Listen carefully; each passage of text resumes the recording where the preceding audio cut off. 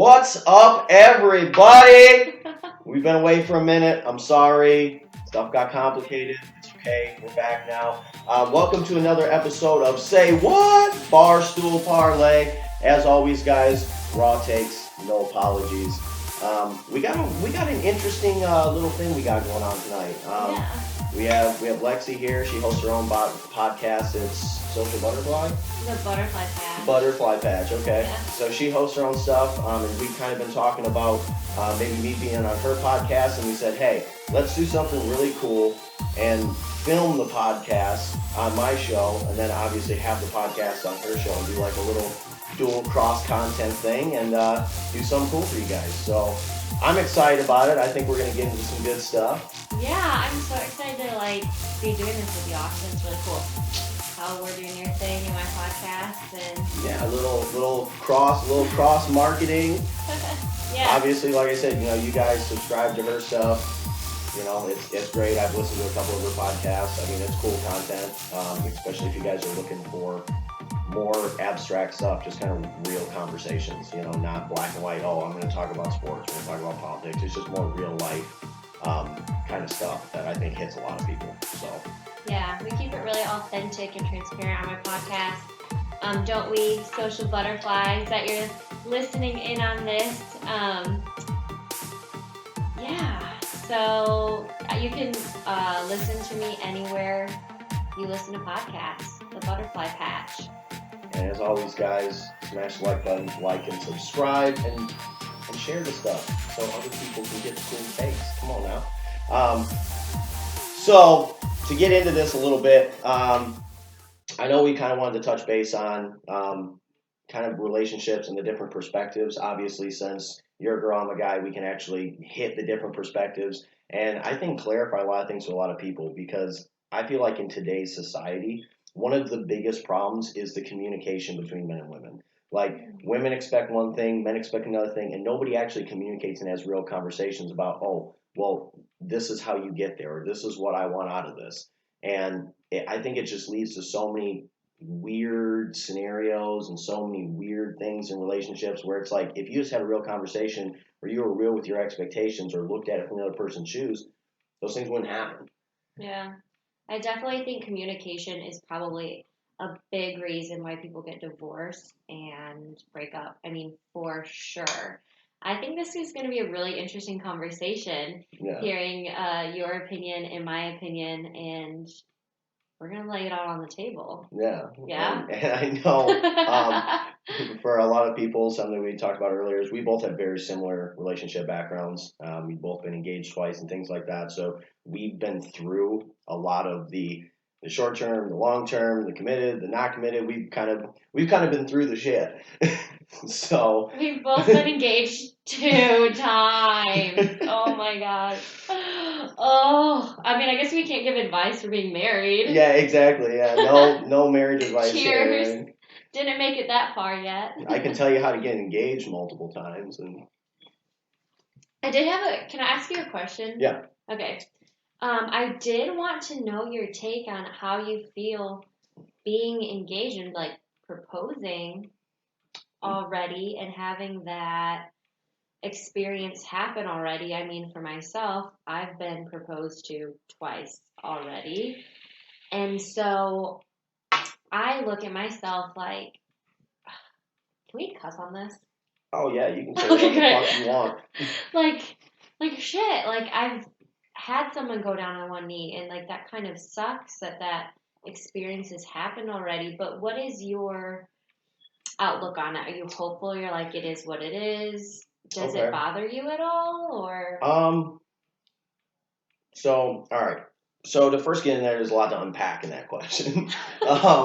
So first off, as far as hopeful goes, yeah, I mean, I'm hopeful. I mean, I consider myself basically a hopeful romantic. Like, I'm always looking for the right person. I'm always thinking, hey, could find somebody at a gas station, might see somebody at a supermarket. Like, you never know where you're going to meet somebody. So I'm still hopeful in that stuff. As far as kind of the backlash to a lot of it, it does suck. Because for me, at least in my situation, I'm always somebody who's wanted to be married. Like, I've wanted to have kids since I was 13. I've always wanted to be married, and it was always was in a long-term relationship, but it's not the right time to have kids, or it's not the right time for this, or it's not the right time for that. And for me, being engaged so young, the first time, I think I was 18, and that was a situation where that one really messed me up with the long-term effect, just because of the fact of I looked at it as a situation that maybe could have worked if I wasn't young, I wasn't stupid, I knew what I wanted. I'm 18, we're both broke, going to college, we can't even afford a wedding, so hey, let's get engaged for 5 years, and then when one of us has a job and some money, let's pay for a wedding. So there's a lot of outside factors where it's like, yeah, I want to marry you, but we can't get married, we're broke, and everything like that. And it was like, hey, maybe if I had met that person at a different point in my life, then things could have been different. So that one emotionally took a toll on me. The other one was just a scenario where, after a certain period of time, the honeymoon phase wears off, real life sets in, and you realize you guys don't have the same goals, you don't want the same things, you don't have the same expectations out of a relationship. So, yeah, I mean, I'm hopeful, but at the end of the day, like, yeah, I mean, that stuff sucks. And, like I said, for me, being somebody who's always wanted to be married, having, oh, I got it. I got what I want in my life, especially the second time. Oh, I got the job. I got the house. I got the girl. Now, oh, okay, let's get married. Let's have kids. I can finally take the next step and kind of complete what I see like the complete vision of my life being. And then you literally just wake up one day, oh, well, I'm moving out, and whoa, all right, I'm back to square one. I'm basically just hit the reset button on my whole life. That definitely does take a toll, especially when it's something that you want. It's not, oh, well, I just met somebody and we want to get married. No, this is what I've been looking for, thought I had it, and then whoop, whole life changes. Yeah, that was a lot to unpack. It's a lot to unpack. So, moving forward, do you have the thought that, like, gosh dang it, like, the third time I propose, like, this better be the one, like, third time's a charm, like, this is it, I can't imagine doing it. Yeah, I mean, I guess technically for me, it would almost be like my fifth or sixth time, because I proposed to my first fiance once, and then my second fiance we ended up breaking up and getting back together, and I ended up proposing to her 3 times. So, so for me, it's like I've had a lot of practice at it. I'm already good to go. I don't know. I think It just is, I guess it's life, right? yeah. It's I just mean, life. yeah, I mean, it's just rough scenarios. Like I said, you think you have that person, and then it all disappears. But at the end of the day, it is what it is. I'm hopeful, and I feel like the third one's the charm now, just because I'm older. I understand what I want. I know what I'm looking for. I'm being more selective with the people that I talk to or the people that I date, versus before, where it's just like, oh, this person likes me and I like them, and then we're together for a year, and well, we've been together for a year. Let's talk about what our future's gonna look like. I'm way more Yeah. selective with things now, where I know, hey, if I want something long term with this person, I have to look at it in the context of, hey, can I see myself marrying this person, or am I just here wasting time for a couple months? Yeah, that's good. You definitely sound like you are ready for love. You are hopeless romantic. I Is that am. what it is? I am. Yep. um, but I can definitely relate with the first engagement where you think you know what love is, and Exactly. you kind of also like have this false reality a little bit too. And and I've heard this in another podcast from Nick Viall. He was on The Bachelor, and he says this a lot. But like the idea of like playing house, I think when you're so young, you only have like so much knowledge, and you can only grasp it so much that you think you know what you want. You think you know what love is and things like that. And definitely as we get older, we're becoming more self aware. And through experiences, the relationships that don't work out, finding what you want and you don't want. Yeah. Yeah, and I think that's a really interesting term, when you're playing house, because that's a term that my dad always used. And I think that's a really interesting term where, like you said, in that first engagement, I'm like 18, 19, 20. And he's like, hey, you don't have a job. You can't afford to get married. Both your families are broke, so nobody's paying for it. You can't get a house. What are you guys doing? You're just playing house. You're just there pretending like, oh, well, we like each other. Let's hang out and do this. Okay. I mean, that's fine. But in reality, I think it's that mindset when you're young where you think something's serious, even though when you look at where you're at in life, it can't really be serious. You can That's a be good committed point. to each other, but it's not really serious in like where you're at in life. You can't take it to the next step because you're not in a position to. Yeah.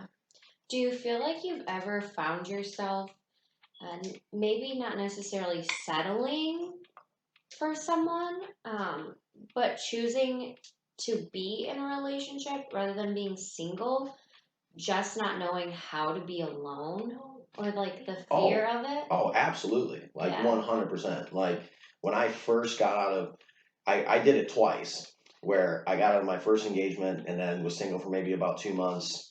And then my friend Ben hooked me up with one of his now wife's friends. And she was like super sweet, super nice. And I'm like, oh, okay, this is great. Like, awesome. But then it was instantly like, yeah, I wasn't really attracted to you off the jump. Honeymoon phase is kind of wearing over. What am I doing here? We don't have the same interests. We don't like the same things. I like to go out to the bar, hang out with my buddies, drink, do whatever, play sports, watch games, like whatever. You don't like any of that stuff. You want to stay home all the time. You don't ever want to hang out with my friends. It was, I realized at that point, I'm like, okay, I'm settling for people. Then when I got a second relationship, I got in a relationship when I was living in or Illinois last year and dated her for probably 3 or 4 months. And it was the same thing where I'm just like, oh, I haven't been single basically in 10 years. Like, oh, I don't know how to just sit by myself and chill. Mm-hmm. Like, I what do I do in the middle of the night? Like, oh, I'm watching Netflix. It sucks. I wish I had somebody to cuddle with and watch Netflix. Like, the things change, and you long for that stuff. Um, but yeah, I found myself doing that a lot of the time just to fill that void of, hey, I don't know how to be alone, so I need to figure out how I can just get somebody real quick to fix this. Yeah. it's funny, after my first engagement, very quickly was single for only a couple months, met my next boyfriend, who then, that was my second engagement that I had, just jumped from like one thing to the Mm-hmm. next. And I think part of that too was like not really knowing what I was doing with my life. Mm-hmm. And I think it's easy to try to attach yourself to someone else to kind of feel that completeness and moving forward with what your life is going to look like, attaching it to someone else's rather Yeah. than just your full, complete self. And like, what do I want, Alexis? What do I want for myself, for me? Mm-hmm. And then just kind of altering myself to fit into someone else's ideal life and ideal person. Exactly. And I think that's what I really took away from, because I look at every relationship as it's a lesson or a blessing. Mm-hmm. And I think that was the lesson that I took from my last relationship was I really tried to change myself to make things work, which to some extent, like, give her credit, some of the changes were good. I need to get my life together. I need to get my shit together. I need to find a career. I need to do that stuff. But there's a lot of changes of, okay, I don't like basically who you are as a person, so you need to change that so I can be happy. And I think that's a pressure that, talking about perspectives, that I think a lot of guys feel is they need to conform or they need to make sure that they fit what the person wants Mm-hmm. versus, like we were talking about earlier, just finding somebody who fits your life or fits what you need. I think guys do that possibly more than girls just because they're like, hey, listen, I got this girl, I really like her, whatever. Let me try to fit or conform or make sure I can do whatever I need to do so I don't lose her. I think girls probably do it just as much. I think it Really? comes down to being confident in yourself. I think Yeah. it comes down Yeah. to like being confident in who you are and what you're wanting. But I definitely think that girls probably do it just as much. Yeah. I mean, that's what I've done in the past. And I So, think that's something that you touched on, talking about how you're just trying to attach to somebody, which is another perspective that you can tell me if I'm right or wrong. But I feel that girls try to attach themselves to that, like especially like in your situation when they're young, they don't really know what they want. And they're trying to figure out their own life, and then they meet somebody who's got a career or he's got a house, he's got this, he's got that. And she goes, oh, okay, well that's what I need to complete my life. And I feel like girls lean more towards trying to attach themselves to guys because they feel like what they already have, whether it's a house, a car, a job, whatever, is going to complete. They think that's what they're looking for versus, like you were saying earlier, just what do I need as a person emotionally to be happy? Yeah, definitely. And I know, like, for myself, I've thought, oh, I can be the housewife and I can take care of the things. And isn't that what a woman is supposed to do? And now I find myself like, hell no. I can buy my own damn boat for myself. That's one of my goals. Buy my own damn boat. That's one of my personal goals. I want to buy like my dream boat for myself. Like, I don't need someone else to do it. Like, I can do this. And I don't think I was ever born to just be a housewife. As much Right. as I tried to be like that. Not to say that that's wrong. I think Yeah, that, and I was gonna say I feel like there's a lot of women and there's a lot of girls who do want that and they're just focused on, hey, I want to be a mom, I want to be a mother. yeah, And I think a lot of today's society is everybody's so focused on like the feminine movement and women having equal rights and the right careers and doing this and doing that. It almost gets pushed aside where it's like, okay, that's fine if you want it, but not everybody wants that. And yeah, if you want to be a housewife, that's fine, that's okay. totally. And I feel like a lot of people get pushed into, well, it's not okay if I just don't sit home and raise the kids. If you don't want to, yeah, it's fine if you want to go have a career, you want to do whatever. But if you do want to do that, and that's something you enjoy, you just want to spend time with your kids, and that's your vision growing up, do that. Yeah, It doesn't make you absolutely. less of a woman or less of a feminist or anything else just because you want to sit home and take care of your kids. Like you love your family, there's nothing wrong with that. Absolutely. I completely agree with that. And that's, I've talked about on the podcast before, is like Oh, everyone's cool. journey is so different. Like, Exactly. yeah, we're all so different. Like, we've all been created to accomplish different things. But I know for myself, I've always pushed my own dreams and desires to the side because I wanted to be loved by this person. 100%. Yeah. So, at least personally, that's what I've done. Yeah, no, I And mean, I've done that too. Absolutely. Like I have a lot of stuff, especially like where I look back now, where I'm like, okay, I didn't have my stuff figured out. I didn't have, whatever going on. That was the point where whatever risky or whatever things I wanted to chase or do, that was the time to do it. But I didn't want to do it because I'm like, oh, well, I got to go get a job. I got to go do this. I got to go do that because I got to make this person happy. Oh, we want to get married, so I got to make money. I got to do this. And you put all your stuff in the back burner, which is why I think a lot of people they get into relationships young, and it really, when you do get in a relationship that young, it can mess you up for the rest of your life because all those goals or dreams, whatever you had, you keep putting them on the back burner, and then you wake up when you're 25, 26, 27, going, well, what do I do now? Now I have to go get a job to pay for my house and do other things. I mean, and I think a lot of which I'm sure girls have the same type of outlandish dreams, but it's the same thing. Like for me, like I was a really good golfer in high school. I was playing college football. Like I was doing a lot of stuff, and I'm like, I literally quit playing college football and stopped golfing and everything else just to like go get a job and like make her happy and make money and do these things where I'm like, damn, where I look back now going, shit, if I would have just played college football, maybe I could have got drafted, maybe I could have done this, like whatever. Which, hey guys, I'm not super big. I was a field goal kicker like in college, so calm down. All right, like calm down. I'm not sitting there like I'm Patrick Mahomes. I was a field goal kicker. All right, so the dream's not that wild. I almost forgot we were like videoing too. So Yeah, I funny. know, right? Yeah. But yeah, it's I think a lot of people have big dreams like that, whatever it is. Like you want to be an actor, you want to be an athlete, you want to do these things, and when you have opportunities to do it, when you're in like those younger relationships, you can kind of push them to the side and get lost, and then you wake up going, well, what do I do now? Is it too late? What do I do now? That's a really good point. How you said like getting lost and then you wake up one day and you're like, wow. I think any age you could be like in your 30s, 40s, 50s, and you've just forgotten what your dreams and goals are. But I think too, we need to give ourselves a little bit of grace and like, it's not too late. Maybe it's a little too late for you to play like professional football. I'm 26. I can get back in shape and go back to school, take a gym class just so I can kick field goals. Yeah. But I think it's very important to be like in tune with ourselves and remember or maybe create new dreams and goals.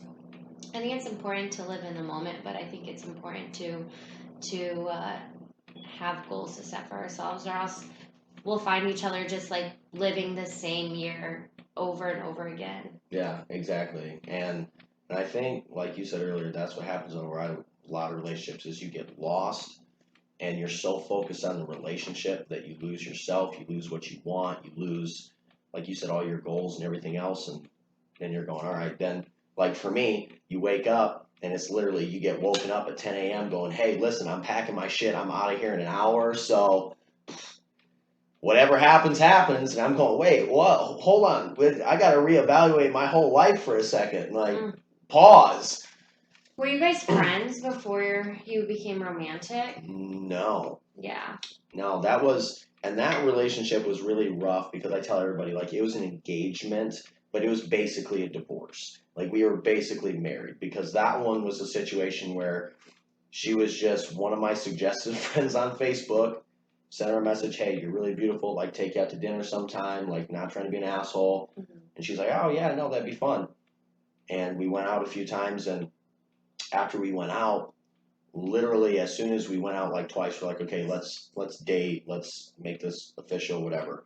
And from 2 weeks in until we broke up, she was living at my house, living with me. Like we spent every day together. We're living together, basically married for 5.5 years. 2 weeks in, I was working third shift, so she'd come over and stay at my house, wait for me to get off of work. So we were just living together from like the first 2 weeks, and I'm like, all right, cool. And just rolled with it. Okay, can I ask you a personal question? Yeah, go for it. Okay. I'm an open book, especially when I'm drinking whiskey. Did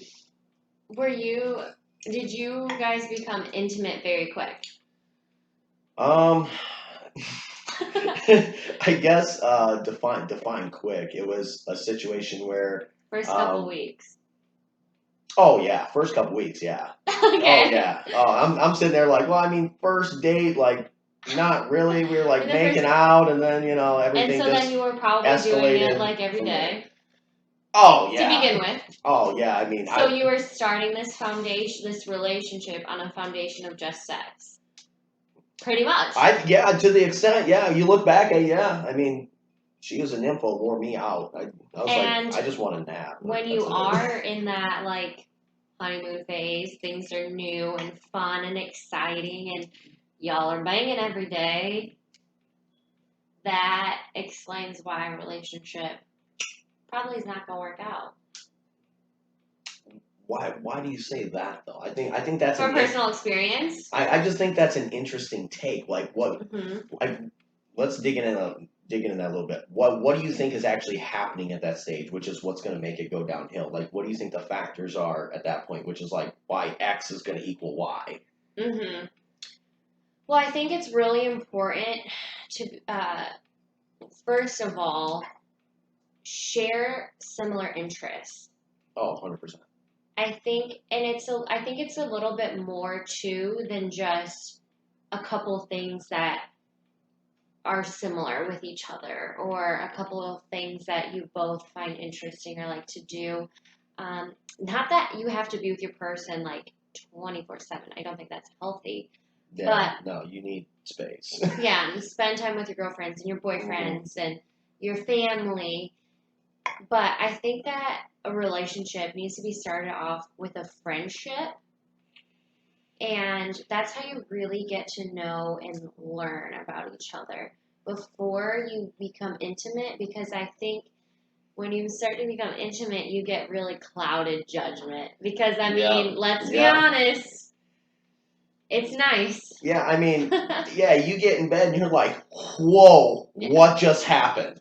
And you go, you know what? I mean, maybe we don't have the same interests, but I could do that forever. Like, I'm cool with that. And that lasts from probably 6 months, a year even, I'd say. Yeah. Especially if you then move in with each other, and then, ooh, that's something newer and exciting. Yeah. And all the while, you're not really getting, like, deep.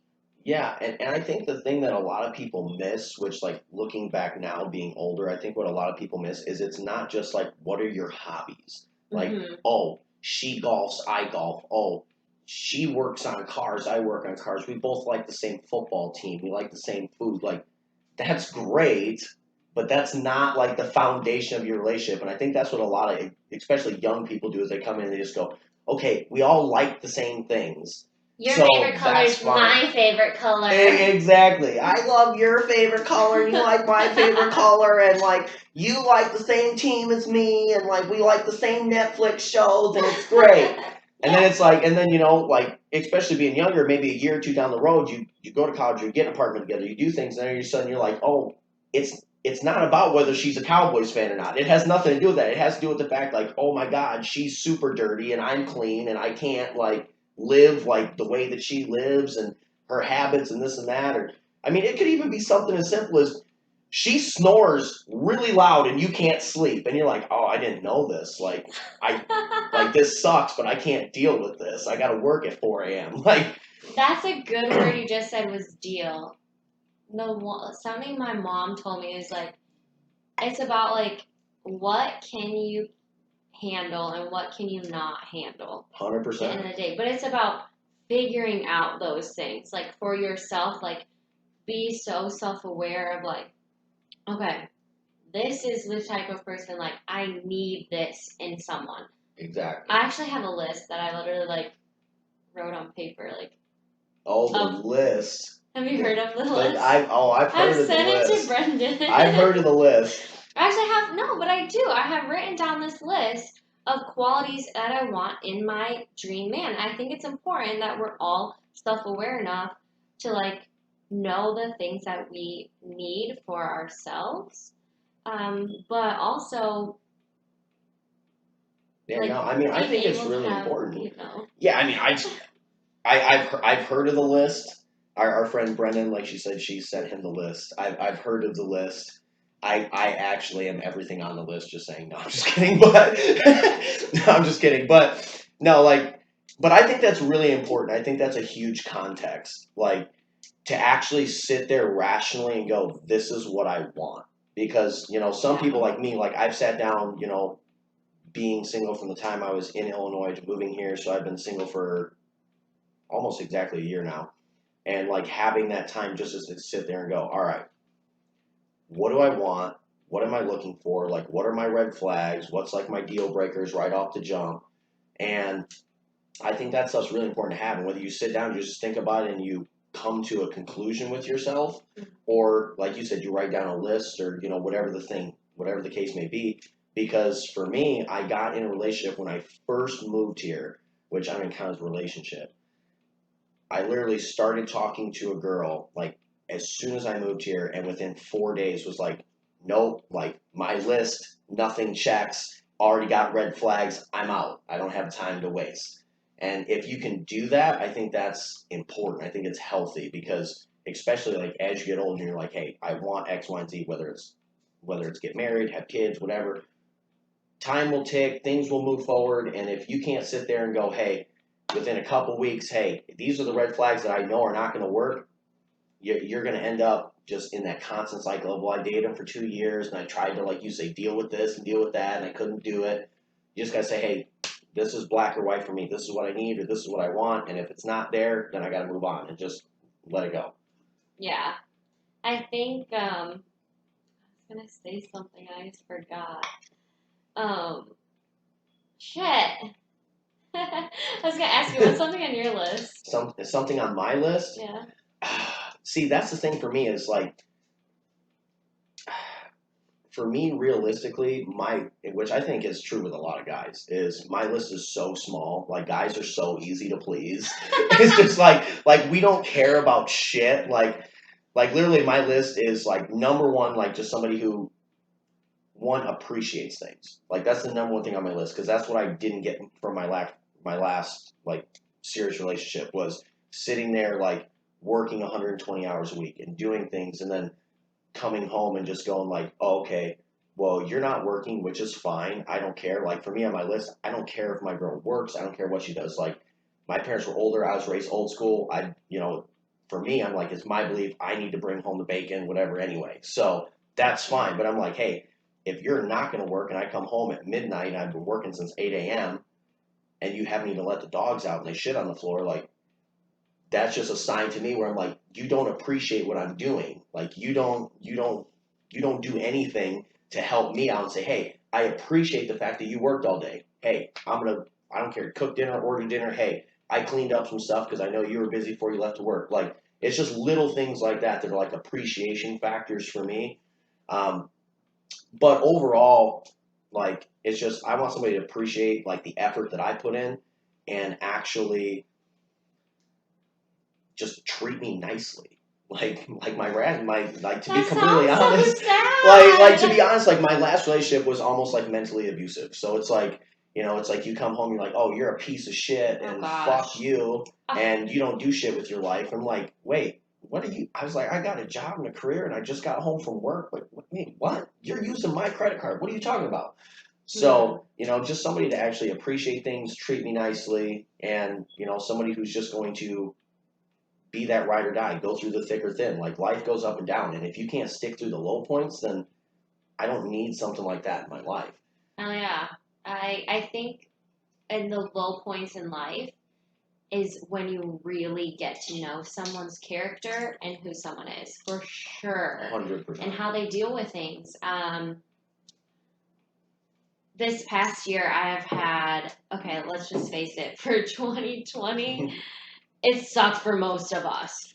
In general, for me, I feel like this year has been so hard. I've lost some really like close people in my life, and when that happens, It's rough. yeah, and the person that's supposed to be by your side isn't, that you tell a lot from someone. That would be a good question, like dating. I'm so difficult. But I guess it'd be like your last relationship. How did you handle it with death in your ex's family? Oh, hi. With what's up, Kitty? For everybody, she's been missing for months, so that's Phoebe. I know some of the other episodes from Illinois, you guys saw baby Kitty sitting on my chair. That's Phoebe. That's the other little mongrel. But anyway, what do you mean death in my ex's family? No, I mean like, I guess a good like question would be like, okay, if someone close to me were to pass away, like how would you handle the situation, or how have you in the past? Okay, yeah, That's a good question. Yeah, that's a good question. To get to know someone. Yeah, and like for me, I think the telltale sign when I knew like 100% the shit was not going to work, because like my dad passed away last year. So when my dad passed away, I already knew, like I'm going to be emotionally just scattered and all over the place. And I'm like, yeah, I'm going to be moody. I may be upset. I may be mean sometimes, like whatever. Like I'm all over the place emotionally. And because I got a call at 4 a.m. when it happened. So I got a call at 4 a.m., like just sat up all night, tried to go to sleep, couldn't go to sleep. So I left my house in Illinois at 7 to come back here, be with my mom, my sister, everybody else. When I was driving down here and kind of had a minute, because I was about 3 hours away, so when I was driving here and kind of had a minute to process everything, I was sitting there going, this is what's going to break us up. Like this is what's going to end this. Because she's so, for lack of a better term, needy emotionally, where she needs me to be on 100 all the time, and I can't be upset, I can't be sad, I can't be angry, I can't be this. And I'm like, I'm not going to be able to give her what she needs right now, and she's not going to be able to ride through the low points. So I was literally dealing with almost two losses at the same time, because I'm like, my dad just passed away, and I know I'm about to lose my fiance, because I know at some point, whether it's today, tomorrow, 6 months from now, at some point, there's going to be a lot of damage that happens because of this, where I know it's going to just 100% be over. And that ended up happening. It was just constantly like, oh, you're not paying attention to me. You're not this, you're not that. I'm like, I just want to sit by myself and cry. Like, I can't give you anything emotionally right now. Like, I'm spent. I have nothing left. And that was the point where I really like had the light bulb boom moment of, hey, this is never going to work, because she can't be there to pick me up when I'm down. I always have to be there to pick her up every day, every hour, every minute. And if I'm not there, then the bottom falls out for her, and then it's just a mess. I think it comes down to a couple of things there too. Emotional maturity, very important in a significant other. Second thing, 100%. also knowing each other's like love languages and what a person needs and not being selfish. 100%. Yeah. I've always said like I want it to be like a selfless kind of love. You're just always thinking about the other person and loving them so much you want to enrich their life, and that's about being selfless. Yeah. And I talked about that in exactly. the last podcast with my mom and dad. They are on. Yep. They've been married for 15 years, and we talked about the love languages, and they Congrats gave to them, some by the way. marriage advice. So that was a really great podcast to sit down, and I learned things personally myself. But Yeah. Well, I mean, I think I really changed my understanding of what love or commitment, I guess really commitment in general is to any extent because like when I originally was like growing up, like my mom and dad fought like the marriage like was not perfect. You know, they had their issues, like they went back and forth and like and which I think everybody understands like money is one of the biggest stresses on any relationship. And I was dirt poor growing up. So that was a huge stress all the time. Who's paying the bills? What percentage of whose paycheck's doing what? And that was a huge thing. But the biggest thing that changed like my perspective on commitment, and I always say is the biggest thing I've always respected my mom for more than anything else, was uh, one time I was in high school and she told me like, hey, like me and your dad, we're staying together for you, like whatever. When you graduate, we're gonna get divorced. I'm like, okay. And then my junior year of high school, my dad had a stroke and he had to like reteach himself how to read and do all this stuff. And she's like, okay, he's got a blind spot. He can't drive. He can't do this. He can't do that. And they had, they'd been married for so many years and other things. She loved him so much as a person. She was so committed to making sure he was okay, where she's like, hey, you know what? I'm going to stay with him. I want to make sure he's taken care of, make sure like he's older, I'm older. We're not dating, we're not getting remarried. Like, I'm going to stay and make sure he's taken care of. I don't care if the situation's perfect. And I was like, wow, that was like eye opening for me, which was the biggest thing where I'm like, dang, I need somebody in my life who's going to commit to something like that. yeah. Where it's like, no matter what the ups, the downs, whatever the situation is, yep, whatever it is, I'm committed. I'm staying here. We're going to work this out. We're going to get through it. And honestly, their relationship was a lot better after that. It was just because my dad, I think, especially towards the end, he understood the situation and he understood why she was there. And I think it made him appreciate her a lot more too, which I think is what people don't realize is you go through those low points, but if you're with that person and you support them through the low points, they're going to appreciate you more and things are going to be a lot better on the other end because they're going to sit there when they eventually come out of it and go, hey, listen, like you stuck through me with some shit. Like I was an asshole and you stuck through me with the shit. Like, all right. Austin. Yeah. I think I just had like an aha moment. An epiphany. Yes. An epiphany. I seriously. The first epiphany on Barstool Parlay. Take notes. Well, okay. Like my story a little bit. Mm-hmm. I've been engaged twice. I'm 100% not ready for a relationship. I say like I don't want a relationship. I want to be single for a really long time. Yeah. Trying to figure you out. Yeah, and I think while you were talking, I think it like in my brain just figured out like why I so am against being in a relationship and like so like get away, like anything like love, things like that. Blech.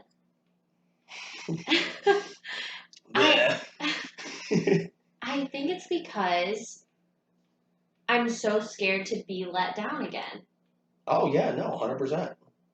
And because you're explaining how your mom was like so caring and giving and things through a valley. Yeah. I think I'm so scared to be let down by someone that I love so much in my own valley. Exactly.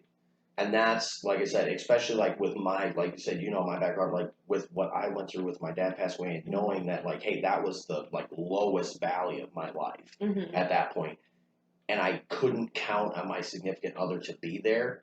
And then I couldn't even count on her to stick around after that. Like, yeah, that was something that which, everybody handles things differently and they have different, views and timelines to make themselves emotionally stable or okay or whatever. But for me, that was just with the way I was raised and my whole dynamic with my parents, we get over things quickly. Like we just move on with stuff. Hey, it is what it is. Let it go. And so I moved past that quickly where I had the standpoint of like probably for 2 or 3 months, maybe 4 months, I was sitting there going, God, what if I'm let down again? Like what if I get engaged for a third time and it doesn't work out? Like, Yeah. it was just terrifying. But I literally just sat there and said, you know what? Because like I do sales, I do marketing, so I do a lot of like mindset type things. And I'm teaching all these guys like, hey, listen, if the customer says no, who cares? Move on. There's another customer. It's not the end of the world. And I start sitting there. I'm like, I'm preaching things to people that I'm not living. I'm telling people like, don't be scared of this. Don't be scared of that. Change your mindset. Do these things. And I'm not doing that myself. Where I finally just had to sit there and say, hey, I need to look at this like I look at work and just go, hey, at the end of the day, if it doesn't work out, it doesn't work out. The biggest risks are the biggest rewards. Like, could I get absolutely obliterated again? 100%. I could get toasted, ripped apart, left on the side of the street. Absolutely, emotionally. But what if it does work out? And that's what I always tell people because a lot of the business I've done, they're always entrepreneurial type of businesses. You're trying to open offices, you're trying to get guys to do things, and that was the biggest mindset that we had to change with people is what if it doesn't work? What if it doesn't work? What if it doesn't work? Because that's just the natural. Humans just have a natural like negative mindset when it comes to like taking risk. They're like, oh well, what if it doesn't work? What if I lose my house? What if I do this? What if I do that? Yeah. And I'm like, okay, but if you look at it and say, what if it does work? Okay, what if it does work with this guy and I get everything I ever wanted? Am I gonna trade everything I ever wanted just because I'm too scared to chase it? And that was the realization that I had to come to with myself, where I'm just like, hey, listen, I literally have this mindset for work. I need to start applying this to my own life and stop being scared to go do stuff because I'm never going to get what I want if I'm too scared to walk out the front door. Yeah. I think that's definitely after figuring out, too, what you actually want. Too. Oh, absolutely. Yeah. Yeah. You got to figure yourself out. Yeah. Or else you're just going to continue bad engagement after bad engagement. And Yep. 2 years, I found that 2 years, it's literally 2 years. And you're like, you'll be in that relationship for 2 years. And I think, too, you don't get to really know someone until after 2 years. I'm just saying it. I dated somebody for 4.5 years and 5.5 years, and I'm 100% on that track. Yeah. Like 100%. Like I said, the second engagement, we lived together every day for 5.5 years, and I still didn't realize who she was or what I was getting into or what was actually going to be like the rest of our lives. So after 2.5 years. Yeah. Absolutely. I still don't feel ready for a relationship at all. I mean, yes, I had the epiphany and your awesome advice. But yeah, still, yeah, we'll see. Yeah. Well, I mean, yeah. Like I said, you just got to put yourself out there. You can't be scared to do stuff. But I think the big thing with you is the fact that you've already made the list and you've already figured the stuff out of what you want and what you're looking for. And I think that's what a lot of people go through is taking the next step of, okay, I know what I want. So now it's just time to actually start looking for what I want. I think I'm in a place where I'm not ready. Like, I'm not ready to find the person yet. I don't know what that makes me. I don't know if that makes me. Okay, so let me ask you this question. Still healing or what? This is a good question for you. So let me ask you this. Let's say you walk out the front door tomorrow, and you're psychic, and you can just understand. You know 100% this is the right person. What would hold you back at that point? I think not feeling accomplished in myself yet. I think. You mean like what do you mean in yourself? Are you talking about like career or like? I'm talking about everywhere personally, like mentally, physically, spiritually, and like in my career. I don't think I'm at the place yet where I want to be, where I can be 100% the best person that I am for someone else. Because I'm not being the best person for myself yet right now. Okay. And I think which is a interesting perspective because it kind of confirmed what I thought initially. So going from a girl's To perspective the to a eye guy's roll. perspective, so for going with different perspectives, I think a lot of girls, like we're kind of talking about, they feel like they need careers, they need to do these things, and I feel like they transition a lot of that into relationships with like I need this, I need that. Where most guys are old school type of mindset guys where not everything in the relationship, but as far as like careers and other things, like I said, for me, girl's job doesn't matter. What her living situation doesn't matter. Me, it's just like, hey, if I take you out, are you nice? Do you treat me good? Do you appreciate the things that I do? Like, guys just want somebody who loves them, who wants to be with them, who's like, oh yeah, look at my boyfriend, he's hotter than your boyfriend. Like that's what guys want. Guys, I think to every extent, guys want to be more like, hey, I'm the trophy husband. Like they want to be a prize, they want to be appreciated. Where at the end of the day, I think you have your stuff a lot more together than you think you do. Like you just got Thank you, you just Austin. like you. It's not like you work at McDonald's. Like you got a good job.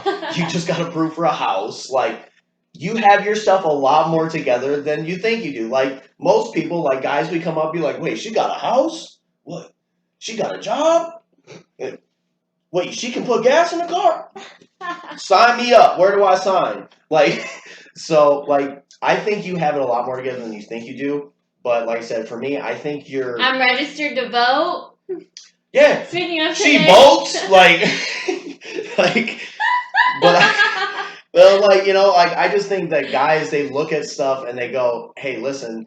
You're holding yourself back a little bit because you're so focused on like what you want, which is fine. Like build your career, build your stuff. Like for you, that's fine.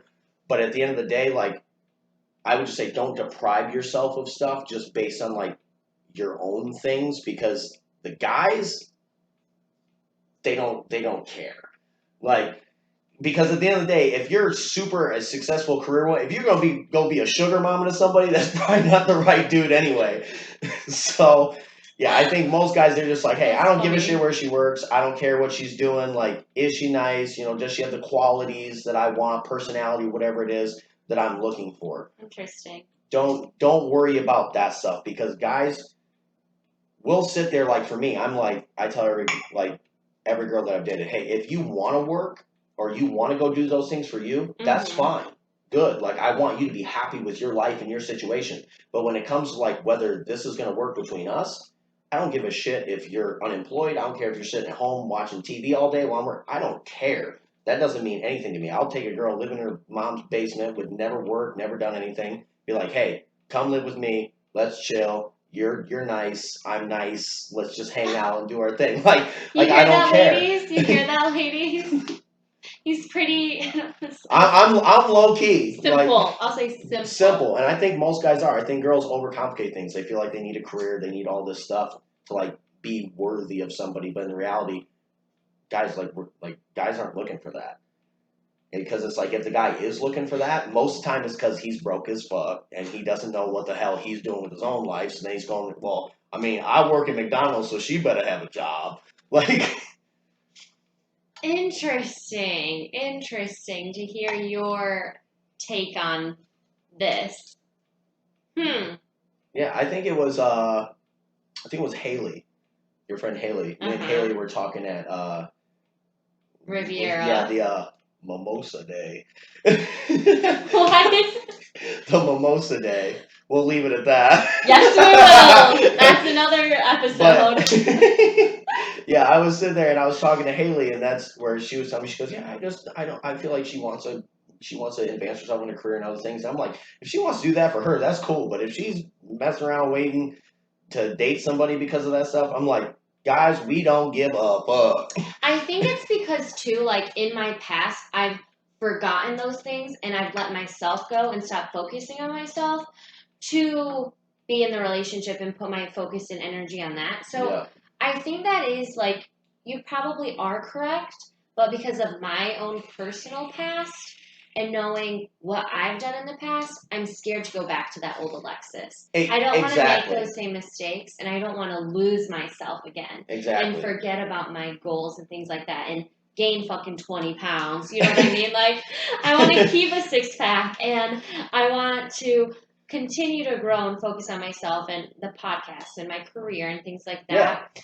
So I think that's why I'm also so just like not pursuing anything serious. Yeah. Ugh, I And, think that's like just and I my just think that's the headspace. thing where it's like you just gotta do you, especially like like we're talking about coming out of other serious relationships and other things where you're trying to figure out what you want and what you need and everything else. Like you just gotta do you. You just gotta focus on, hey, this is what I want, this is what I need. And if I find somebody who fits into my life, then that's cool. And if I don't, I don't. But my biggest advice to any guy, any girl, any whatever, don't be scared to go do stuff because you're not comfortable in your own shit. Because it's what we talked about earlier. If somebody's not gonna love you in the valley, if they're not gonna love you at your lowest, then they don't deserve to love you at your best.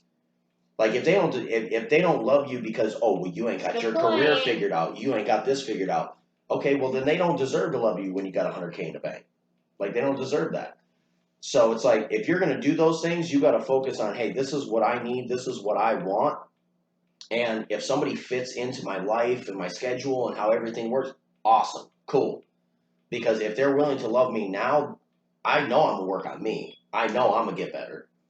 So I'm cool. If they love me now, they'll love me when I get better, and that's cool. Austin, I have a really good idea. What? I don't know, I just thought of this. Have you ever seen The Bachelor or Bachelorette? Yes. Unfortunately, I'm sorry to some of my other guy viewers. Yes, I told you I wasn't single for 10 years. What did you expect? Yes, I watched it. I love the Bachelor franchise. I watch every season, every episode, literally as it's live. I watch it. This is funny though because she's literally the perfect example of every girl who like doesn't want guys and stuff to like cheat and fuck around and do other stuff, but then they watch a show where the guy dates 55 other girls. Okay, but it's about love. It's about love and finding your person. It's about love with the dude who's cheating on 55 other girls in the same house to find the right girl. Okay. Anyway, I was gonna say, Austin, we should do our own Bachelor with you. With me? To find your girl. I would love that. Because I'll be honest, like guys, like I go out to the bar, I get numbers, I do whatever. It's fine. I can, she said, No, seriously, we should do our own Bachelor. Well, I'll get. Because I'm the admittance. I look for love in all the wrong places. Okay, this is what we're gonna do. We'll advertise it. Advertise it. We're doing the Bachelor here. People will send me their bios and a picture of them. I will pick so many people. Just don't show them a picture of me, otherwise they'll back out. You have to, and then we'll figure it out. Do they need to be local? Willing to move? I mean, I guess we're gonna do this. I guess if they're willing to move. I mean, local's such a broad term. Like define local. I date girls from two hours away. Like I don't care. Okay. Give me a 70-mile. This radius? This is the Tinder right now. Give me a 70-mile radius. Tinder, good lord. Are you active on Tinder? Not really. He said, "How really?" No, he goes on when he's bored. I have a profile. Do I ever use it? Not really. Usually when I'm drunk at like 3 a.m. sitting in my bed going, nothing's on TV. Let me swipe. Just see who's in the county right now. Hey, just let me see who's in the county. Like next time I go out to the bar, I'll be like, I think we matched on Tinder. We should hang out. Oh my gosh! Oh my gosh! Yeah, no, I usually never even use it because Tinder's got me in trouble before. I don't fuck with Tinder. Ooh, I think that needs to be on our next episode we do together because I'm liking this like. Next episode about my Tinder life. Oh well, that's about that. I mean, that's a pretty simple segment. About 1,000 swipes, 2 likes, maybe a Should I match. get a Tinder? No, do not get a Okay. Tinder. I'm just kidding. Tinder is not where you want to go for anything. That's why I don't fuck with Tinder, because I'm like, I need something serious, not a booty call. So like, I try to stay off of Tinder because I tried to do the whole. Well, you can find love on Tinder. You can, my friend. I've heard stories. I've seen people. Some of my friends are like, "Oh, I met so and so on Tinder." I'm like, "Yeah," and I've met girls on Tinder and like went out with them. And like the girl Tina that I dated in Illinois, I met her on Tinder, and she's like, "Oh, I like your car, and I like this, and oh, let's go out, and oh, I'm from Texas, I'm a Cowboys fan, and blah." And I'm like, "Oh, okay, cool." And we go out, and I'm like, "This bitch is nuts." Oh my gosh! I'm not gonna lie. Oh, my mom will tell you that. I brought her to a family party. We were dating for probably like 3 months. It was like we started dating right before like Christmas. I brought her to a family Christmas party. She was nuts. You brought her to Christmas after 3 months. Yeah, well, I guess that is. We were like dating, and she's like, "I want to get out of town." I'm like, "Well, I'm going back to St. Joe. You can see where I'm from. Meet some of my family. Meet my sister and stuff." "Oh, okay, yeah, let's do it."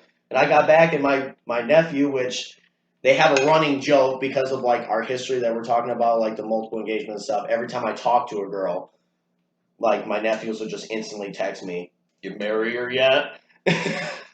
That's so. Like literally, I posted a pic because me and Alexis like hung out on her birthday. Me and a couple friends, we like went out, tried to make sure she had a good birthday. So I posted a picture of her on my Snapchat blowing out a candle. My nephew immediately texts me, "Who's that? You marry her yet?" I'm like, really? "Are you kidding me, dude?" About Tinder, I one time this summer I was like drunk with my girlfriends and I made a Tinder account. And it's now deleted off my phone, so it might be on Tinder. Yeah, maybe. I mean the profile's probably still active, but you ain't getting no notifications, girl. No, I don't even know the login, but that's Yeah. as far as my Tinder story goes. Yeah, my Tinder was like, get on it, like when we were talking about earlier. Oh, I don't know how to be single. I can't be single, so I'm gonna get on Tinder and just I'm not from here. Let me get on Tinder real quick in Illinois and try to just find somebody to date. And disaster. That's where I was like, But sometimes it no works more for people. Tinder. You never know. You could. I always tell people you can meet your person in the grocery store. That's where I'm at. I'll get numbers at Walmart. I'm off Tinder. Oh my gosh. I'll meet somebody at Walmart, the gas station, and I'm off Tinder. That's a wrap. Did Tinder once. It's a wrap. Do you have any other questions for me or anything? Questions for you. All right, let's think about this here. Well, I think coming from a woman's perspective, what do you think that like? Because I'm gonna tell you the guy's perspective in a minute. But what do you think that most girls they go out and they talk about like, oh, I want to find a guy, I want to find this, I want to find my forever person, but then they sit there and they have guys that actually like them or they want to be with them or they try to talk to them or whatever, and they're just like, oh, I'm out. Like, what's that situation where it's like you're trying to find somebody, but then when you have people in your life that actually care, they just poof. Okay, a few things come to mind. Not that I've probably ever experienced that before, because I've been in not those relationships, and I'm not open to that yet. Yeah. But a couple of things come to mind is one, they're just really not that into you. That's like they're just you're a nice guy, maybe not feel like you're physically attractive to them. Yeah. And you know what? That's fine. That's great. You're going to be attractive to somebody on this planet. I like tell people too, like when someone is so upset that someone doesn't like them, okay, like yeah, ego might get involved, sucks. It's all right, move on. There's literally a billion people on this planet. Well, that's what I tell people too, which is one of the things that my dad always told me was, hey, listen, he goes, because when I broke up with my first girlfriend, I was young. I'm like, oh, well, I'm in college now. Look at all these girls. Yeah. And he's like, son, you're always going to walk out and see somebody more attractive than the person that you're with. Mm-hmm. It's the overall attraction of, well, it's their physicalness, it's their personality, it's everything that goes along with the relationship. You're always going to walk out, which people don't realize. It's like, it doesn't matter where you live. There's a supermodel at every Walmart grocery shop. Like, there's beautiful girls everywhere. But it's like, I think that people get lost in a lot of that stuff where it's like they're so focused on physical stuff Yeah. where it's like they're never happy or they always feel like they're settling, where it's like if you're not settling, there's just beautiful people everywhere. It's like being an athlete. There's always somebody who's better than you. There's always somebody. That's what I was going to say also, is that there's some people who are just not mature enough to realize that there is a good person in front of them. They might be talking the talk, but they might not be mature enough or self-aware enough to know what they really want and to see that it's right in front of them, and they are stuck on, 100%. the things that don't really matter. Yeah, because that's what like I look at it, in which, guys, I was a little hammered when I had this conversation, but still, I had a conversation. We went out. I think it might have been the week before I met you. But we were at Sandbar with my friend Emily and Sarah and everything else, and I'm like, I was just going off on like a funny rant about, oh, well, all these girls, they talk about how they want guys and they want this and blah, blah, and then you walk up to them at the bar and you're like, hey, can I buy you a drink, this or that? And they're like, ugh, fuck you, go fuck yourself, ugh. And it's like, and you'll see girls like, and because I'm kind of a people watcher, so like I'll go to the bar and I'll just see dudes walk up to girls and just all night long, just dude after dude after dude, just nope, nope, nope, nope, nope. And then it's, I can't find love. I don't know how I'm going to find anybody. I don't understand. And I'm like, girl, you literally had 45 dudes hit on you, and coming from a guy, some of those dudes weren't bad looking. You had Tom Brady looking guy come up and hit on you, Brad Pitt, and he's like, hey, let me buy you a drink. You're pretty good looking. And she's like, ooh, no, gross. And I'm like, I just feel like I don't know what it is. Like, I don't know which is the girl's perspective. Like, I don't know if girls are just so focused on like trying to find stuff on social media, whether it's Facebook or Instagram or other stuff, where it's like, I feel like the entire interaction with like people in person is just gone, where it's like if you're literally in person with somebody, you just go up to the bar, hey, let me buy you a drink, hey, let's have a conversation. Oh, I'm out. And I'm like, what happened to talking to people face to face? What happened to just, hey, grabbing somebody's number at the bar, or, like we're talking about, supermarket, whatever, and then everybody, well, I can't find love. Well, because you're looking in the wrong places, and when people do, when they are interested in you, you don't talk to them. I think there's a couple things to say to that in response. I think, first of all... Because, like, obviously, like, you're in Trinity Girl, you get hit on all the time at the bar. So I think this is going to be an interesting perspective. Yeah, okay. I mean, I want to say all the time, no. But I think it's the female's intention going into the night. For myself, a lot of times I go out with the intention to just have a good time with my friends. I don't necessarily, I'm not open, like I'm there, yes, I'm at a bar, and I think a lot of people might think that people just go to the bar to hook up or get numbers or find someone. But for some of us, like our intention is literally just to go out and have a good time with our friends. And so, yes, someone might hit on you and give your number, and that's a really good feeling. And sometimes I know I'm not completely receptive to it because that's just not what I'm really looking for. I think also I have a second point, and this can be with relationships. This can be across the board, but I have this opinion, I'd say, that, can I have a Bud Light? Thanks. That's how that works. Okay. I have this opinion about the human race. Okay. And I had this thought this past summer. I think a lot of people try to come across as being hopeless. And I think it's because they want this validation. Okay. It's easy to be hopeless, and it gives them attention to kind of be hopeless. So when you see people posting on Facebook, when you see people posting on Facebook, of like, oh, boo hoo, I can't get a guy, no, no, no. Because it's easier for them to complain about it and be in this hopeless state of mind because that's where their mind is set and focused on rather than being receptive and open and working on a relationship. And you know what? It probably goes right back to them not being emotionally ready for one anyway. But I have that thought that people like to be in this hopeless state of mind because it's easier.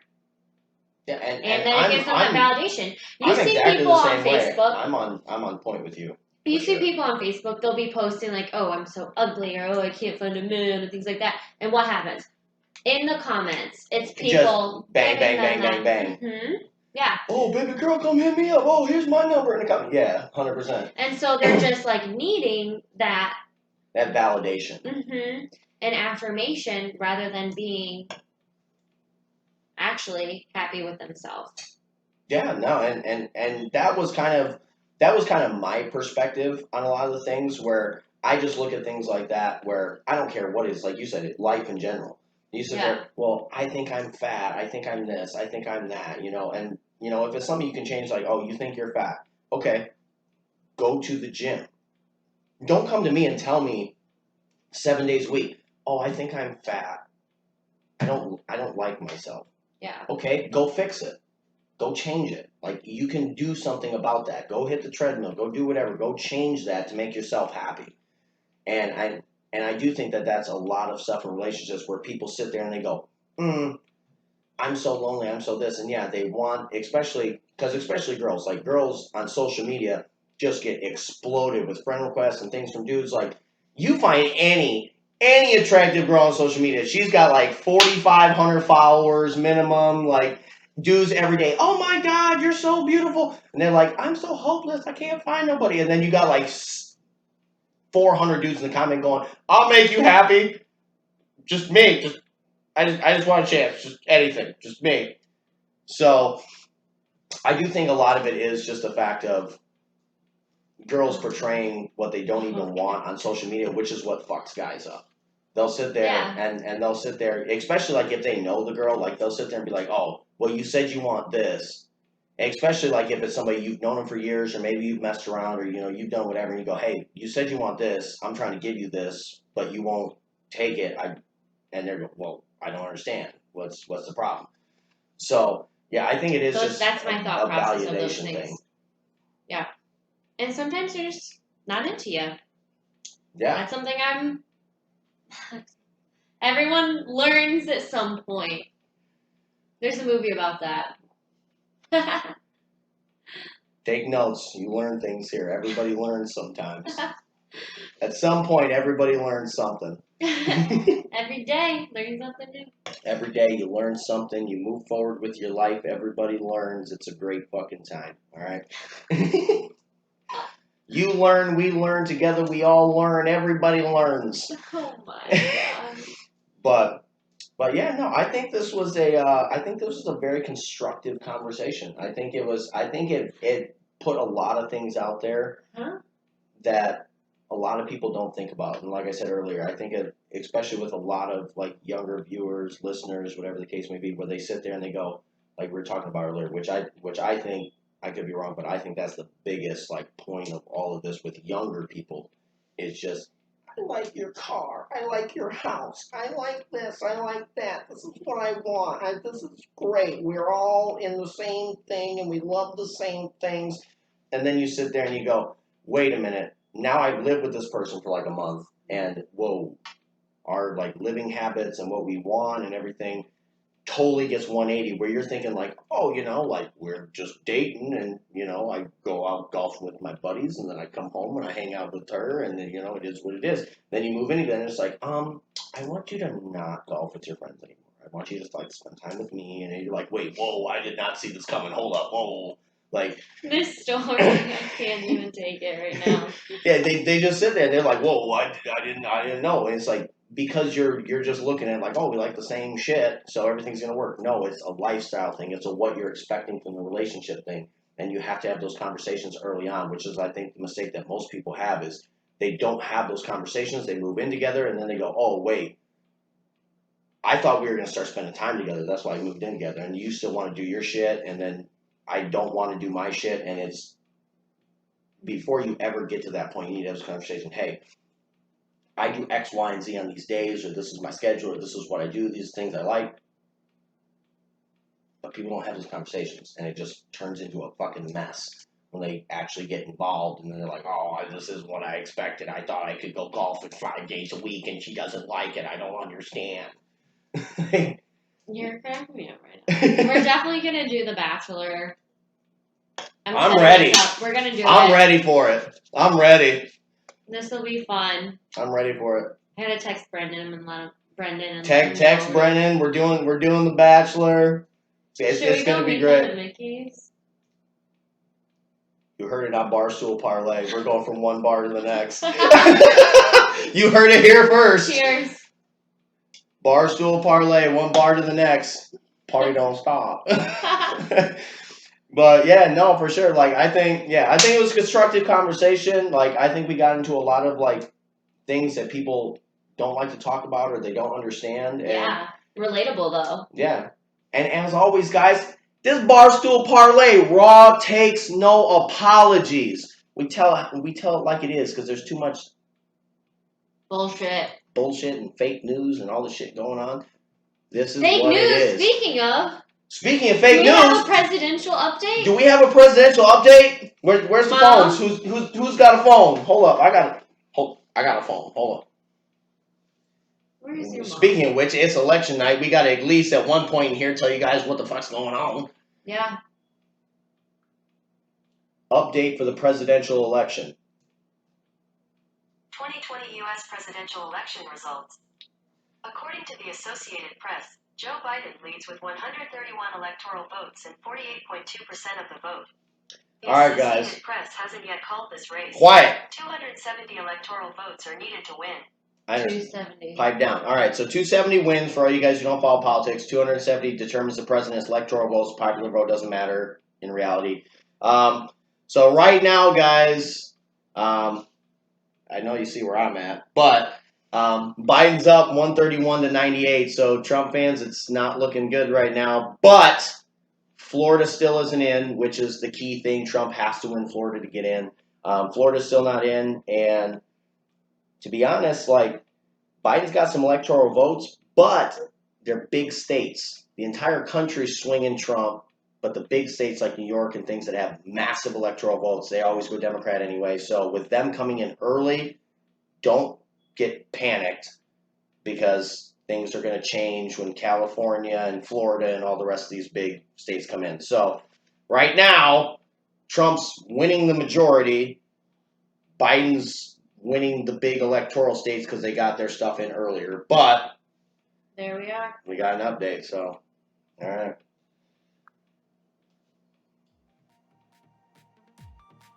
Go vote. It's too late now. Go vote. for future reference, go vote. Oh god. But all right, guys. Thanks for stopping by, as always. Thank you for coming by Barstool Parlay. Like, subscribe, share so you can see cool content, like when we hang out with Lexi as dope, share the content. But yeah, and shout out to you and your listeners, and hopefully some of your listeners will subscribe to my stuff. We'd love to have you guys here and listen to some of the stuff that we do. Yeah, this is really great. Yeah, I like this. When you do this again. I would love to do this again. I love having people on the show. I love doing, especially like other people like yourself where you have your own show and your own stuff, and we can do like cross content. Like that's awesome. Yeah. And just it's good for everybody. You branch out, you get viewers from different things, and they're like, oh, because a lot of my viewers, they're guys, and they're gonna sit there and be like, oh, let me listen to her podcast and look at her. Or maybe she'll come back on the show again, and I'm gonna watch the show just to take a look at that girl. Oh, but, my God. But yeah, no, I think it's good for everybody, and we'll go from there, guys. Peace out. Stay up. Got a lot of cool content coming soon. Obviously, we're gonna do this again. A lot of more cool content coming soon. Peace out. Deuces.